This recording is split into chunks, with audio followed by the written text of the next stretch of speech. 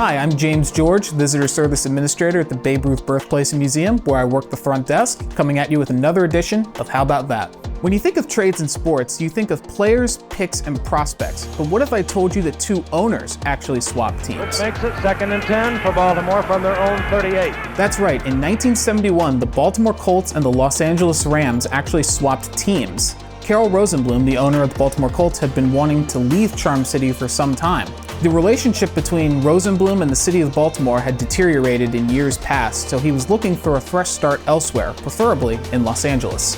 The Rams had just been sold by the estate of Dan Reeves to heating firm owner Robert Irsay for $19 million, $2 million more than future Tampa Bay Buccaneers owner Hugh Culverhouse. Irsay had been described as desperate to own an NFL franchise, so when the opportunity presented itself, he jumped on it with 2 feet. So how big were the ramifications of this trade? Simply put, franchise altering. Rosenblum turned the Rams into a contender, much like his Colts had been. From 1973 until his death in 1979, the Rams made the playoffs every single year. This culminated in a Super Bowl, which the Rams reached in 1980, a year after his death. He was succeeded by his wife Georgia, who owned the team all the way until 2008. Noted for being the only woman owner during her tenure, she was responsible for moving the Rams to St. Louis in 1995, and then 4 years later presiding over their Super Bowl win in Super Bowl 34.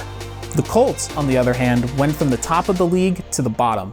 Rosenblum had led the Colts to 2 NFL championships in 1958 and 1959, as well as Super Bowl V in 1971, amassing the highest career winning percentage for any owner in NFL history, a record that he still holds to this day.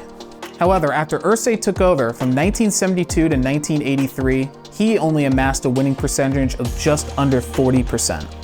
Even more infamous, however, was the decision made by Robert Irsay to move the Colts out of Baltimore in the middle of the night to Indianapolis in 1984, leaving the city of Baltimore without a team for 12 years. So when you look back on how 2 teams and even 2 cities were affected by just one single trade, one has to consider this the most important NFL trade in its history. So that's my story. I'm James, coming at you from the Babe Ruth Museum, and this has been another edition of How About That?